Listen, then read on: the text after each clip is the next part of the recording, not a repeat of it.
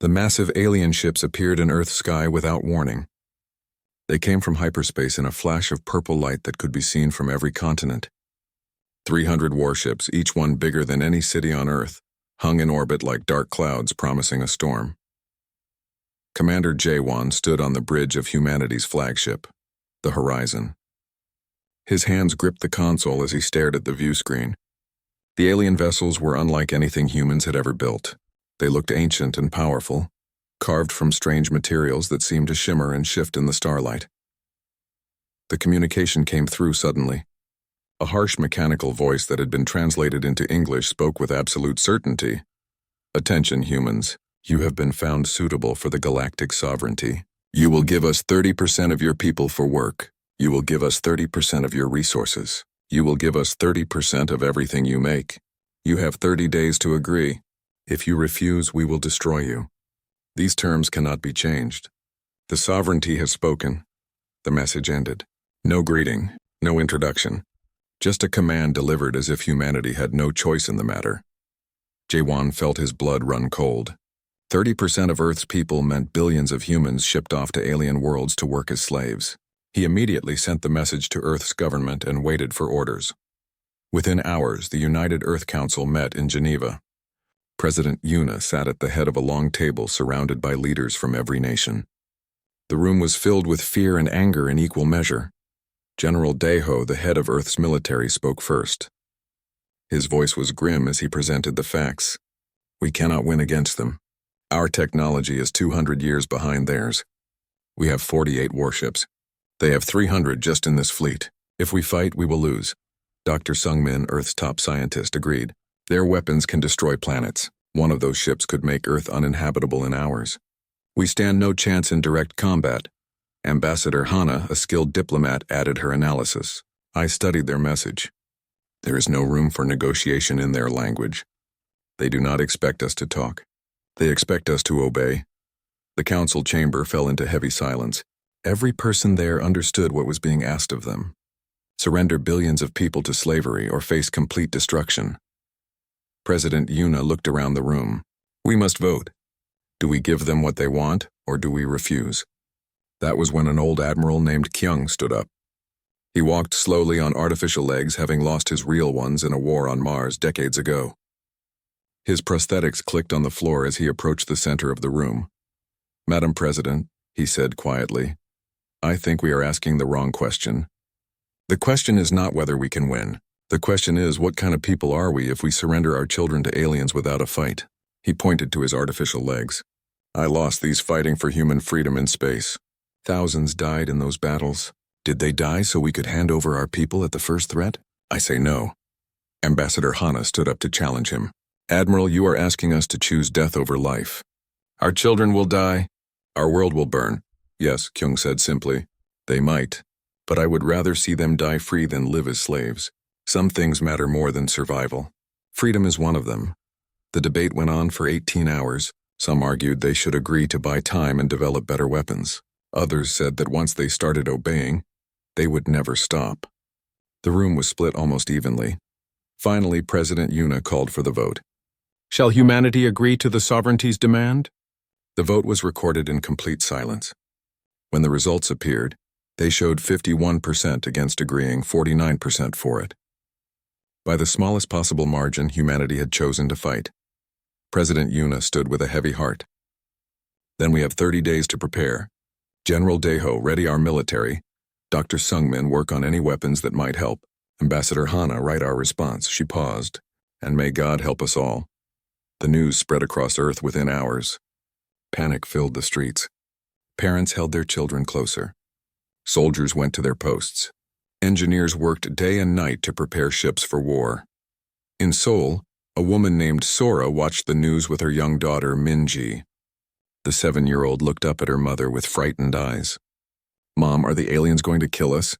Sora pulled her daughter close. "I don't know, baby. But I know we are not going to bow down to them.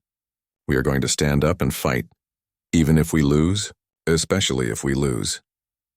On the alien flagship called the Tribute Collector, Ambassador Vexthul reviewed information about humans. His team had studied Earth's history and culture. Everything suggested these were normal beings who valued survival like any other species. They will agree, Vexthul told his advisor Drex. They always do. Fear is the same for everyone, but Drex was not so sure. Ambassador, their history shows strange patterns. They fight wars they cannot win. They resist even when surrender would save them. They kill each other over ideas. Vexthul waved away the concern. Primitive behavior. Once they see we are serious, they will obey. The sovereignty has dealt with 647 species. Not one has ever refused tribute. Humans will be the same. The 30-day countdown began. Across the galaxy, other alien civilizations watched. They had all paid tribute to the sovereignty. They had all learned to obey. They waited to see if these newcomers called humans would learn the same lesson. On Earth, military bases buzzed with activity. Commander J1 gathered the pilots who would fly humanity's fighters. They were volunteers, every single one. They all knew they probably would not survive. We cannot beat them in a fair fight, J1 told his pilots. But we can make them pay for every inch. We can show them that humans do not go quietly. In the civilian areas, transports were being prepared to evacuate Earth's children. Captain Minho commanded one such ship, the Phoenix Hope. It would carry 15,000 children to the colony on Proxima Centauri. It was a small hope, but it was something. Minho's own daughter Yejin was among the children being evacuated. She was only 9 years old. As he helped strap her into the cryopod that would keep her safe during the journey, she asked, "Daddy, will you be okay?" Minho forced a smile. "I will try my best, sweetheart. You be brave for me." She hugged him tight and then she was gone, frozen in cryo-sleep for the long journey ahead. The days passed quickly. Earth's leaders worked without rest to prepare for what was coming. They knew they could not win. They knew billions would die. But they also knew they could not live with themselves if they simply surrendered their people without resistance. On the final day, as the deadline approached, President Yuna sat alone in her office. She thought about the 3 billion people who might die because of the choice she and the council had made. She thought about whether future generations would curse their names for choosing pride over survival. But then she thought about what it would mean to hand over billions of humans to be slaves, to teach their children that submission was acceptable, to live knowing they had chosen comfort over principle. She stood and walked to the window, looking out over Geneva. The city was quiet, waiting. The whole world was waiting. In a few hours, they would send their response to the aliens. One word that would decide humanity's fate. One word that would either doom them or define them. President Yuna did not know if they were making the right choice. But she knew it was the only choice they could live with. The sun set over Earth. The alien fleet hung in the sky like a sword waiting to fall. And humanity prepared to speak the word that would change everything. Tomorrow, they would answer. Tomorrow, the galaxy would hear humanity's voice for the first time. Tomorrow, everything would change. The 30th day arrived with sunrise over the Pacific Ocean. The alien fleet had moved closer to Earth, their massive ships casting shadows over entire countries. Billions of humans looked up at the sky and saw their possible end hanging overhead. In Geneva, President Yuna sat in the command center surrounded by her advisors. She had not slept properly in 30 days. Her face showed the weight of the choice she had helped make. General Deho stood by the military screens, watching Earth's small fleet prepare for battle. Dr. Sungmin looked exhausted from trying and failing to create weapons that could hurt the aliens. Ambassador Hana sat perfectly still, holding the tablet that contained humanity's response. The message came from the alien fleet at exactly 8 in the morning. Your time is over. Send your agreement now or we begin destroying your world in 1 hour. Everyone looked at President Yuna. She took a deep breath and looked at each person in the room. Then she looked at the camera that would send humanity's message to the aliens. Ambassador Hana, send it. Hana's hands shook slightly as she pressed the button. The message went out on every frequency, strong enough to reach across the entire galaxy eventually. It was simple. Just one word in English. No, that was all. No explanation. No request for more time. No begging. Just one word of refusal. In the command center, nobody spoke. They had spent days debating what to say. In the end, Hana had convinced them that simple was better. Let the word stand alone. On the alien flagship, Vexthul stared at the message for a long time. What is this? He finally asked his communications officer. It is their response, sir. One word, our computers translated as no. No? Vexthal could not understand. No what? No delay? No different offer? Just no, sir. The message repeats on all channels. Only that word. Drex stepped closer. Ambassador, I believe they are refusing our demand. Refusing? Vexthal's voice rose in confusion. Species do not refuse. They negotiate, they beg, they surrender. They do not just say no. And yet, Drex said quietly, they just did. On Earth, Commander J1 gathered his fighter pilots in a bunker under the mountains. These were humanity's best pilots. 48 of them in total. Everyone had volunteered knowing they would probably die. You know the mission, J1 said. We cannot beat them in a straight fight. But we can hurt them. We can show them that humans do not die easily. Make every shot count. One pilot named Tajian asked, Commander, what happens if we actually damage their ships? Then maybe, J1 replied. They will think twice before attacking the next species they meet. On a transport ship called Phoenix Hope, Captain Minho was finishing the evacuation of Earth's children. The ship held 15,000 kids in cryosleep, heading for the distant colony. His own daughter Yejin was among them, frozen and safe. But a problem appeared on his screens. An alien destroyer was moving to intercept them. They are coming after us, his officer Heon warned. They will catch us in 20 minutes. Minho looked at the cryo bay where 15,000 children slept, including his daughter. He knew what he had to do. Turn us around, he ordered. Activate the self-destruct. Set it for 1 minute after I give the signal. Captain, no, that is an order. When I hit that destroyer, the children will have a chance to escape. Minho opened the ship-wide communication. Everyone, you are all brave people. When this is over, remember we chose this, we said no, and our no mattered. He pushed the engines to maximum, aiming directly at the alien destroyer. The alien ship tried to dodge, but Minho had trained for 20 years. He knew how to predict their moves. In the final seconds, he thought of Yejin. He hoped she would understand. He hoped she would forgive him. The Phoenix Hope hit the destroyer at tremendous speed. The explosion lit up space like a new star for a brief moment.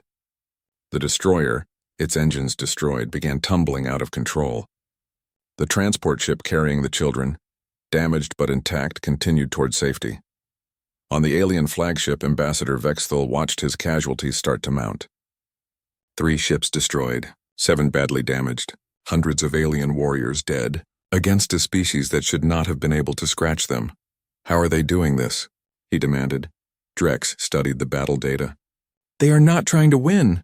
They are trying to make us pay. Every ship that fights us is willing to die. They use suicide tactics. It is not warfare. It is mass sacrifice. Vexthal felt something cold settle in his chest. What have we found? Something dangerous, Drex said quietly. True believers, the battle continued.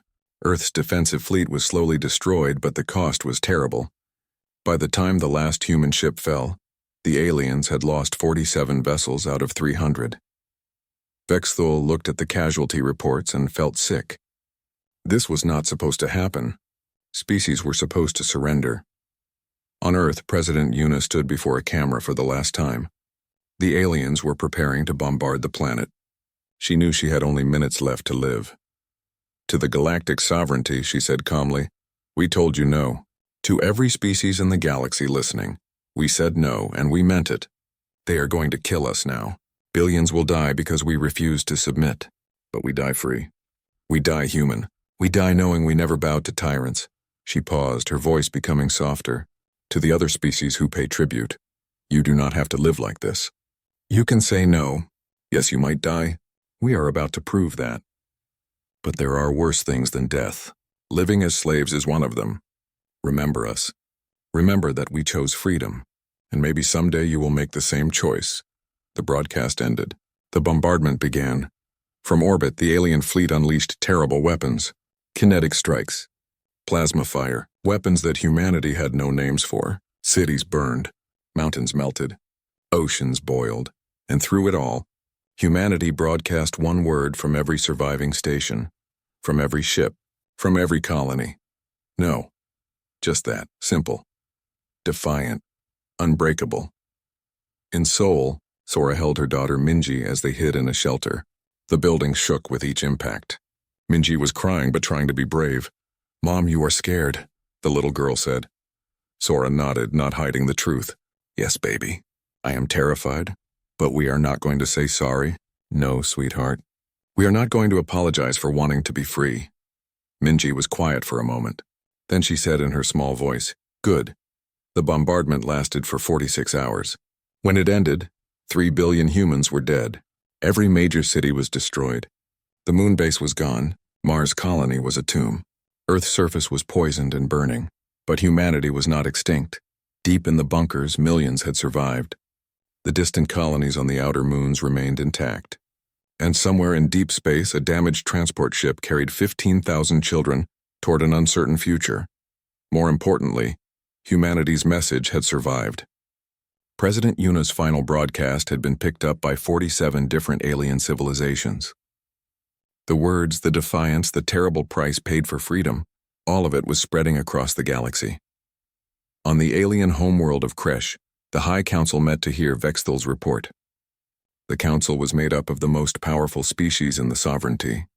They listened in silence as Vexthal described the battle. The humans have been stopped, he reported. 80% casualties. Their world is destroyed. But the cost, and he paused. We lost 47 ships. Over 3,000 warriors dead. This is the highest loss in 4,000 years. The council chamber went silent. 47 ships. Against primitives who had barely reached space. How did this happen? Asked the council leader. Because they did not fight to win, Drex explained. They fought to hurt us. Every battle was a suicide mission. They made victory too expensive. Another council member asked, and their final message? It has reached 17 tributary worlds already, Vexthal admitted. Maybe more by now. It is problematic. They played President Yuna's broadcast for the council. When it ended, the room stayed quiet for a long time. Finally, one council member spoke. She is telling them to rebel. Worse, Drex said. She is showing them that rebellion is possible. For 12,000 years, we have maintained control through fear. The humans proved we can be hurt. That knowledge is more dangerous than any weapon. On the tributary world of Valoris, the Elder Council gathered in secret to hear the human message. They watched President Yuna speak calmly about choosing death over slavery. They saw the casualty numbers. 3 billion dead. They killed 3 billion of them, one elder whispered in horror. Yes, Elder Thel agreed. But the humans also killed 3,000 sovereignty warriors. They destroyed 47 warships. They proved the sovereignty can bleed. At what cost? Another elder protested. Their world is destroyed. They are nearly extinct. You call this victory? I came to understand, Vexthal replied. We nearly destroyed you. We killed 3 billion, yet you rebuild. Why not accept our offer to move to better worlds? Deho smiled thinly. Because this is Earth, this is where humanity said no. We could move to paradise worlds and live comfortably under your protection, but then we would be living on your terms. These ruins are ours. We earned them. We will rebuild them our way. Even if it takes centuries? Especially if it takes centuries, Deho replied. You asked why we refused. You still do not understand? It was never about the cost. It was about principle. We do not let others dictate how we live. Not for anything. Vexthal was silent. Then he asked, was it worth it? 3 billion lives for one word? That is the wrong cue. I came to understand, Vexthal replied. We nearly destroyed you. We killed 3 billion. Yet you rebuild. Why not accept our offer to move to better worlds? Deho smiled thinly. Because this is Earth. This is where humanity said no. We could move to paradise worlds and live comfortably under your protection. But then we would be living on your terms. These ruins are ours. We earned them. We will rebuild them our way, even if it takes centuries. 20 years after Earth said no, the galaxy looked completely different. The galactic sovereignty existed in name only. The tribute system had collapsed. In its place was something messier but more free. Voluntary trade agreements replaced forced payments. Mutual defense pacts replaced domination. On Earth, the reconstruction had reached an important point. New Seoul had risen from the ashes, home to 3 million people. It was still a fraction of the old city's population, but it was growing. The radiation zones were being slowly cleaned through advanced technology developed by Dr. Yunji's team. The sky was clearing. Plants were returning. Earth was healing. Ambassador Yejin stood before the Galactic Assembly. the organization that had replaced the old Sovereignty Council. She addressed representatives from 147 worlds. 20 years ago, my world said one word. No. We paid a terrible price. 3 billion lives. A poisoned planet. Generations of suffering. Some of you have asked if we regret our choice.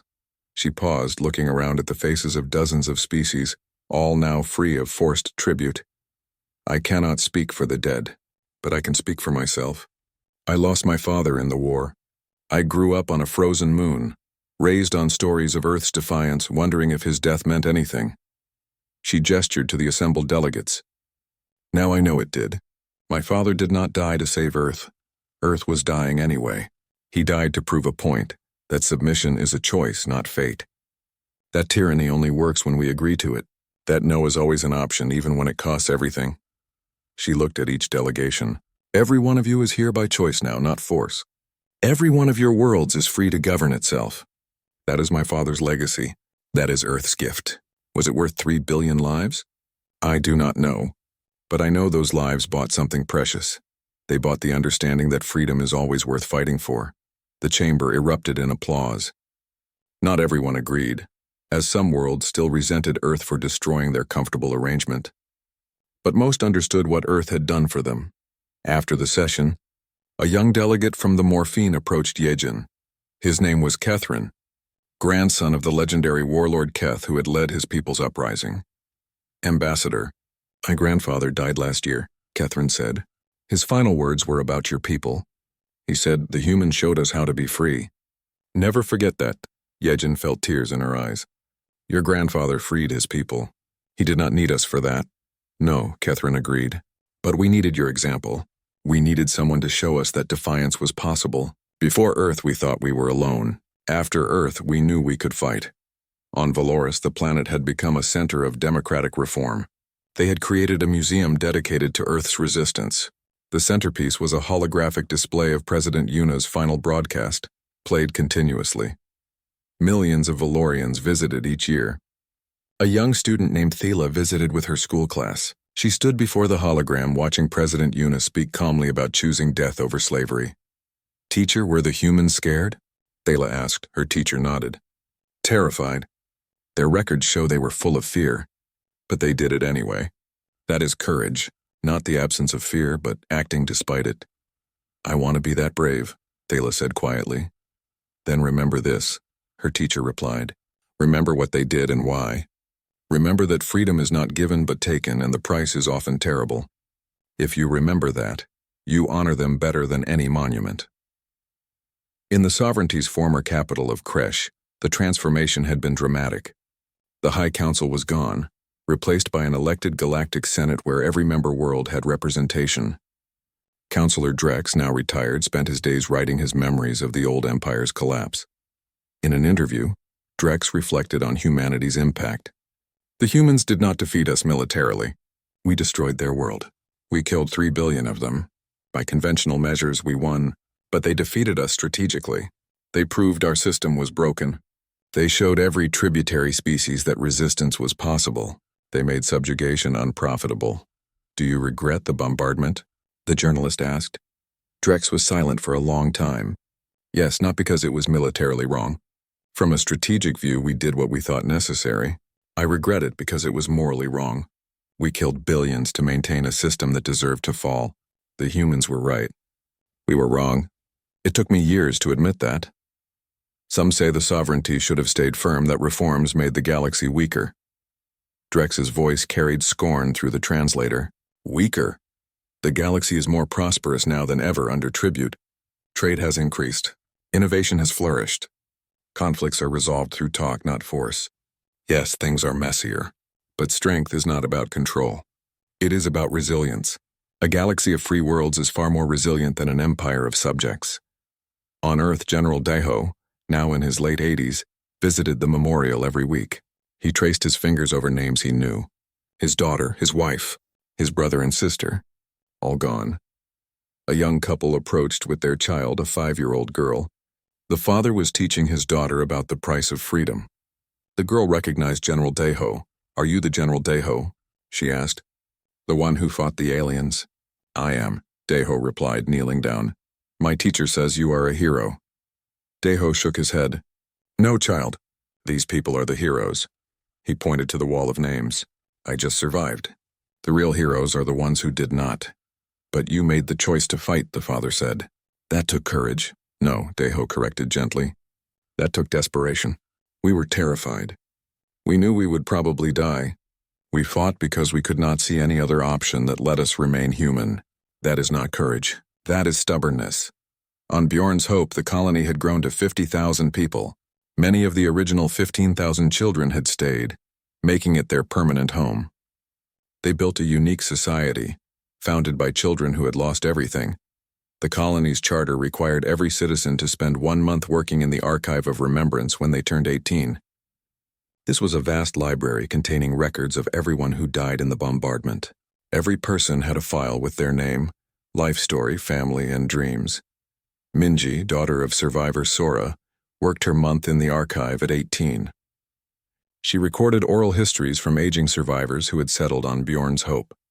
One interview was with an elderly woman named Isul, who had been a communications officer during the war. What do you want young people to know? Minji asked. Isul thought carefully. I want you to know that saying no is not always right. It cost us everything. But I also want you to know that saying yes would have cost us more. We would have lost ourselves. The sovereignty wanted 30% of us, and they would have taken more eventually. We would have forgotten how to be free. That is a kind of death too, slower but just as final. Do you have any regrets? Thousands, Isul admitted. I regret every name on that memorial wall. I regret every sick child. I regret the centuries Earth will take to heal. But I do not regret saying no. Because regret means wishing you did differently, and I cannot imagine choosing submission. Even knowing the cost, I would still say no. On the anniversary of the bombardment, every human settlement held ceremonies. 20 years. An entire generation had been born after the event. Children who knew the story only from history, not experience. In New Seoul, President Min Seo gave the annual address. 20 years ago, 3 billion humans died because we refused to submit. Every year we remember them. But I want us to remember something else. Why they chose death. Not because they wanted to die. They chose death because the alternative, living as subjects and surrendering their children, was worse than death. She paused. Some of you were not alive 20 years ago. You stand here free because 3 billion people chose death over submission. Do not waste their sacrifice. Live freely. Question authority. Think for yourselves. Say no when no needs to be said. That is how we honor them. The ceremony ended with the reading of names. It took 72 hours to read all 3 billion names aloud, volunteers working in shifts. For 3 days, names echoed through New Seoul, a reminder of the cost of freedom. In the galactic archives on Kresh, human records had become some of the most studied documents in the galaxy. A researcher named Zenthar published an analysis titled, Understanding Human Choice. The conclusion was simple. Humans were not exceptional because they were braver or stronger. They were exceptional because their values placed dignity above survival. Most species, when threatened with extinction, would accept any terms. Humans calculated differently. They measured, especially if it takes centuries, Daeho replied. You asked why we refused. You still do not understand. It was never about the cost. It was about principle. We do not let others dictate how we live. Not for anything. Vexthul was silent. Then he asked, was it worth it? 3 billion lives for one word. That is the wrong cue. 30 years after Earth said no, a new generation had come of age. These were children born in the aftermath, who knew the bombardment only through stories and history lessons. They grew up in a galaxy transformed by their parents' sacrifice. But they had not lived through the terror themselves. In a classroom in New Seoul, 17-year-old Dayan sat listening to her teacher, Mr. Woojin, who was a bombardment survivor. He was teaching about the decision to refuse the sovereignty's demand. It is easy to look back and judge, Mr. Woojin said. You were not there. You did not feel the fear. You did not see the alien fleet in the sky like a sword waiting to fall. You did not have to choose between certain slavery and probable death. So when you discuss whether the choice was right, remember, you stand on the graves of 3 billion people who made that choice so you could be free. Dayun raised her hand. Mr. Woojin, I am not saying they were wrong. But could they not have tried negotiating first? Could they not have looked for a middle way? Mr. Wujin's expression showed pain. There was no middle way. The sovereignty did not negotiate. They demanded 30% of our people, not our resources or money, but our people. How do you negotiate that? 20%? 10%? At what number does it become okay to hand your neighbors over to slavery? But 3 billion dead is horrific, Mr. Wujin agreed. I lost my entire family. My parents, siblings, grandparents, all gone in one afternoon. So do not think I dismiss the cost. But the 3 billion who died made a choice. They voted, they debated, and 51% chose freedom over survival. That is democracy in its purest, most terrible form. That is what it means to be human. Another student, Min Seo, spoke up. Do you think they would make the same choice if they could do it again? The ones who died? Mr. Wujin smiled sadly. I think about that every day. And I think yes, because I knew them. They were my family, my friends. And I know that every one of them valued their dignity more than their lives. That is not a boast. It is a tragedy. But it is our tragedy. It is what makes us human. The discussion continued as it did in classrooms across human space. Every generation had to grapple with the choice their ancestors made. Some agreed with it, some questioned it, but all of them lived in the freedom that choice had bought. On Valoris, the Museum of Human Defiance had become famous across the galaxy. Its director, Thela, had spent her career studying humanity. She had written 3 books on human psychology and was considered the galaxy's leading non-human expert on humans. In an interview, Thela explained her work. Humans are terrifying and inspiring equally. They are capable of tremendous cruelty. Their history is full of genocide and war, but they are also capable of extraordinary sacrifice. They will die for abstract ideas like dignity and freedom. Most species do not do that. Most species survive first and think later. Humans think while dying. That makes them unique and dangerous and essential to galactic civilization. Why essential? The interviewer asked. Because they taught us that some things are worth dying for, Thela replied. Before Earth, we had forgotten that. We had become so focused on survival that we lost the will to resist. Humans reminded us that life without freedom is not really life. It is just existing. That is a lesson we desperately needed. On the former sovereignty world of Kresh, elderly Counselor Drex was approaching the end of his long life. His species lived 200 years and he was now 197. Before he died, he wanted to visit Earth, to see what humanity had become and to pay respects to those he had helped kill. The trip required special medical equipment, but Drex was determined. He arrived at Earth to mixed reactions. Some humans saw him as a war criminal. Others saw him as a reformer who helped dismantle the sovereignty. The truth was complicated. General Deho, now 98 and in a wheelchair, agreed to meet Drex at the memorial to the fallen. The 2 elderly beings, former enemies who had become advocates for peace, sat before the wall of 3 billion names. I helped kill them, Drex said quietly. I advised Vexthul to proceed with bombardment. I believed it was necessary to maintain order. You were wrong, Deho replied, his voice still strong despite his frail body. Yes, I have spent 50 years knowing I was wrong, trying to make amends. But how do you make amends for 3 billion deaths? Deho was silent for a long time. Finally, you cannot. There are no amends for this. But you can honor them by ensuring their deaths meant something. You helped reform the sovereignty. You helped create the current system. That does not erase what you did, but it means they did not die for nothing. Drex looked at the wall. Do you think they would forgive me? No, Deho said honestly. I do not think they would. I do not think they should. But forgiveness is not the point. Understanding is. You understand now why we said no. You understand why submission was not an option. That understanding changed the galaxy. Take that as your redemption. The 2 sat in silence, representatives of the war that had reshaped everything. Both carrying scars that would never heal. On Bjorn's hope. A unique philosophy had developed called the Doctrine of Essential No. It was created by Minji, daughter of survivor Sora, who had grown up hearing stories of Earth's defiance. The doctrine was simple.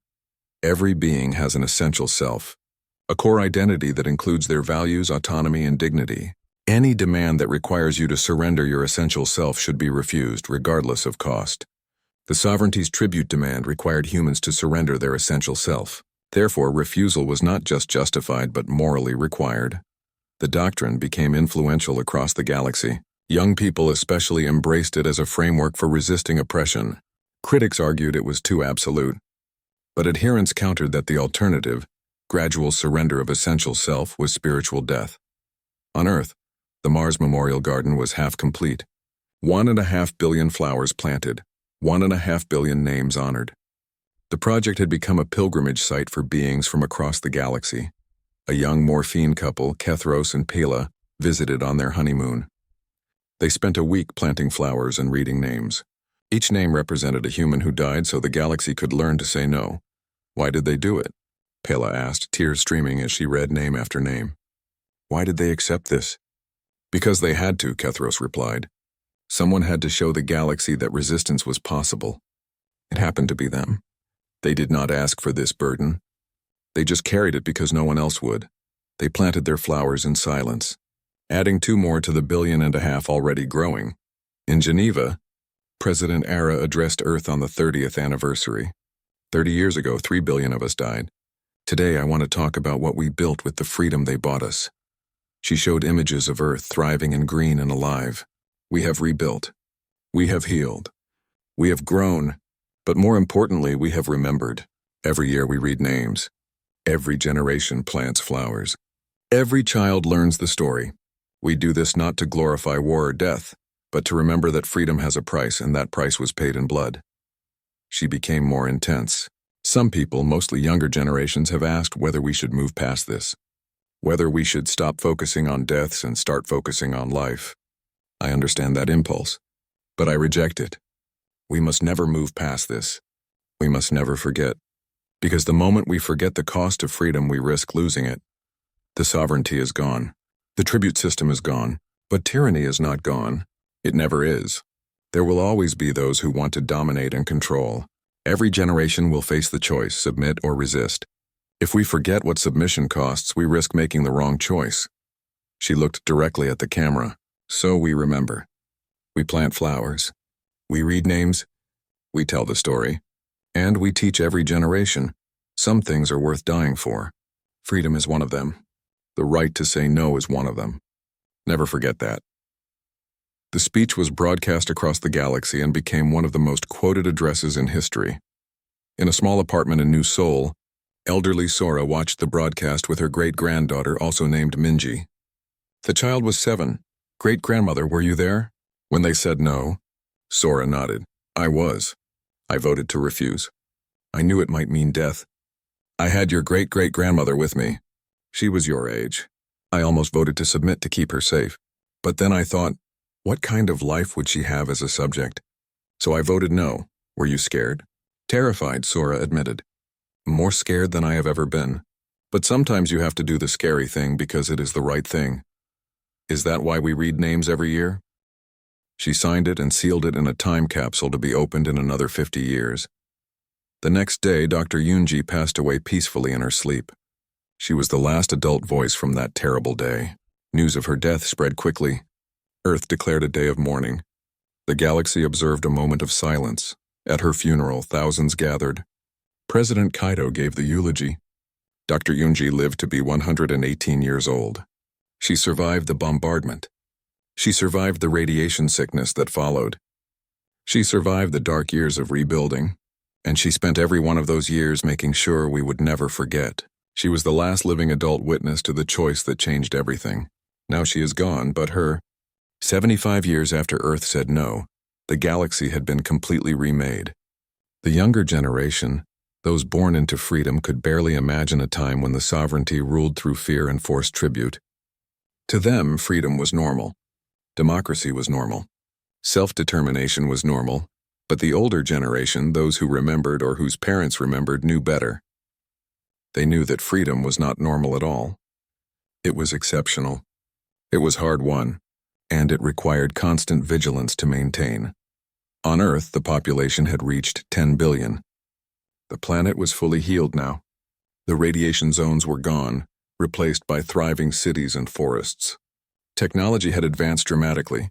Humans had spread to 40 star systems, establishing colonies that ranged from small outposts to major settlements.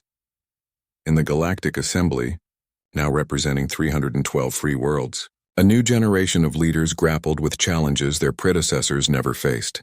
Without the sovereignty to maintain order through fear, the galaxy was more chaotic. Trade disputes, border conflicts, ideological differences. Democracy was messy. A young human diplomat named Seojin addressed the assembly during a particularly contentious session. Two member worlds were on the brink of war over resource rights in a disputed system. Honored delegates, Seojin said, his voice calm but firm. I understand your frustration. Democracy is difficult. Negotiation is exhausting. Sometimes looking at all this chaos you might think the old system was easier. At least under the sovereignty someone made decisions and everyone obeyed. He paused, letting the uncomfortable truth sink in. But ease is not the same as justice. Efficiency is not the same as freedom. My great-grandparents died 75 years ago, so that we would never again confuse obedience with peace. They died so we could have this chaos, this frustration, this difficult, messy, beautiful freedom. So yes, resolving this dispute will be hard. It will take time and compromise and patience. But the alternative is returning to a system where disputes are resolved by whoever has the biggest fleet. And I promise you that path leads back to tyranny. We cannot allow that. We must not allow that. The price to prevent it has already been paid. 3 billion lives. We owe it to them to make this work. His words helped calm the tensions. The dispute was eventually resolved through negotiation, not force. It took 3 months of difficult talks, but both sides reached an agreement they could accept. After the session, an elderly Valorian delegate approached Seojin. Her name was Keela, and she was the granddaughter of Elder Thel, the one who had first followed Earth's example. Your speech reminded me of something my grandfather wrote, Keela said. He said that the humans gave the galaxy a precious gift, but it came with a responsibility. The gift was proof that resistance is possible. The responsibility is to make the freedom worth the cost. We must never waste what they bought for us. Seojin nodded. Every day I think about whether we are living up to that responsibility. Whether the galaxy we are building is worth what my ancestors paid for it. And, Keela asked, what do you conclude? That we have to keep trying, Seojin replied. We will never be perfect. We will make mistakes. But as long as we keep choosing freedom over ease, negotiation over domination, we honor their sacrifice. The moment we stop trying is the moment their deaths become meaningless. On Bjorn's hope, the colony had become a center of philosophy and ethics. The doctrine of essential no, developed decades ago, had evolved into a comprehensive framework for understanding freedom, dignity, and resistance. Universities across the galaxy sent students there to study.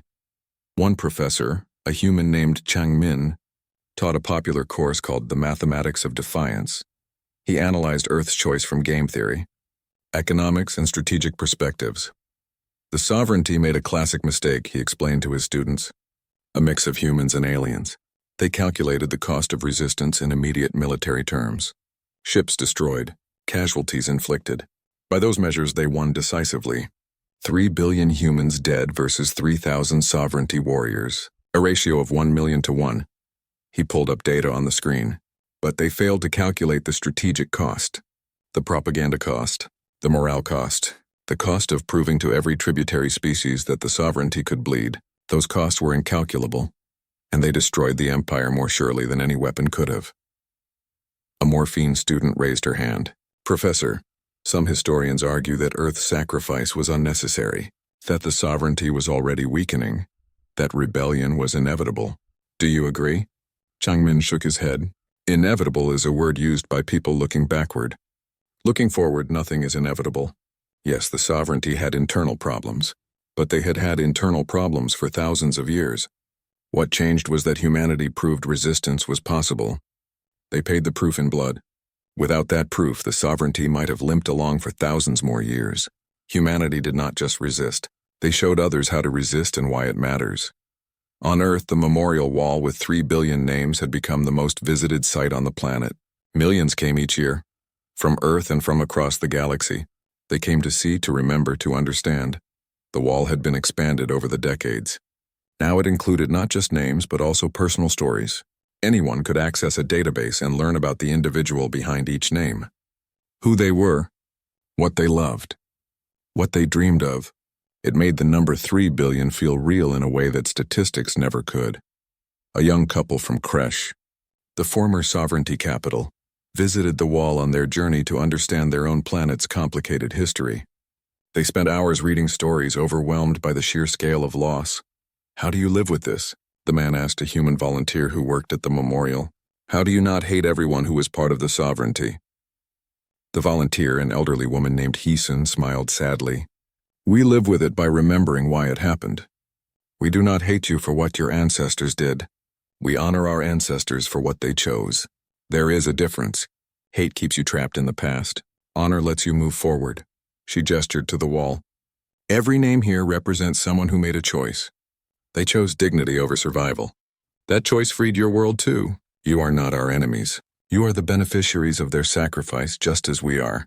The only way to dishonor them is to forget the lesson. Never submit to tyranny. No matter who demands it." The couple left changed, carrying with them a deeper understanding of the price of freedom. In the Mars Memorial Garden, now 3/4 complete, an interesting tradition had developed. Young people from Earth would spend a year working in the garden as a rite of passage, planting flowers and learning names. It had become a way for each generation to connect with the sacrifice. One young woman named Arium worked her year in the garden. She planted flowers every day and read names every night. By the end of her year, she had planted 3,000 flowers and memorized 50 names and their stories. At her completion ceremony, she was asked what she learned. "I learned that freedom is not a gift," she said. "It is a purchase. Someone somewhere always has to pay for it. We live in freedom because 3 billion people paid the price 75 years ago. That means we have a debt. Not a debt to them, they are gone, but a debt to the future. We have to make sure their payment was not wasted." On Valoris, the Museum of Human Defiance had become the largest museum in the galaxy. It had expanded to cover human history, philosophy, art, and culture. But the centerpiece remained President Yuna's final broadcast, still playing on loop after 75 years. The museum's current director, a Valorian named Soral, gave guided tours to school groups. He had memorized President Yuna's speech and could recite it in both human and Valorian languages. To one group of young students, he said President Yuna spoke for exactly 4 minutes and 37 seconds. In that time, she changed the galaxy. Not through threats or force, but through honest words about choice and consequence. She told the truth: we die free, we die human. And that truth broke an empire. One student asked, "Do you think the humans knew their choice would change everything?" Sorel shook his head. "I do not think they thought about it that way. They were not trying to change the galaxy. They were trying to remain themselves. The galaxy changed because we were watching. We saw their choice and realized we could make the same choice. That is the power of example. One act of courage can inspire millions." Back on Earth, in a ceremony marking 75 years, President Yuna's daughter, now 90 years old and one of the last living people who knew the president personally, gave a rare speech. Her name was Nari, and she had been 15 when her mother died in the bombardment. She had spent her life avoiding public attention, but on this anniversary she felt compelled to speak. "My mother was not a hero," Nari said, her voice shaking with emotion. "She was a person, a flawed, frightened person who faced an impossible choice. She used to come home after council meetings and cry. She would hold me and tell me how scared she was. She knew what saying no would cost. She knew I would probably die." Tears ran down Nari's face, but she also knew that saying yes would cost more. It would cost our humanity. It would cost our dignity. It would cost everything that made life worth living. So she made the hard choice. "My mother was not a hero," Nari said, her voice shaking with emotion. "She was a person, a flawed, frightened person who faced an impossible choice. She used to come home after council meetings and cry. She would hold me and tell me how scared she was. She knew what saying no would cost. She knew I would probably die." Tears ran down Nari's face, but she also knew that saying yes would cost more. It would cost our humanity. It would cost our dignity. It would cost everything that made life worth living. So she made the hard choice, the terrible choice, the choice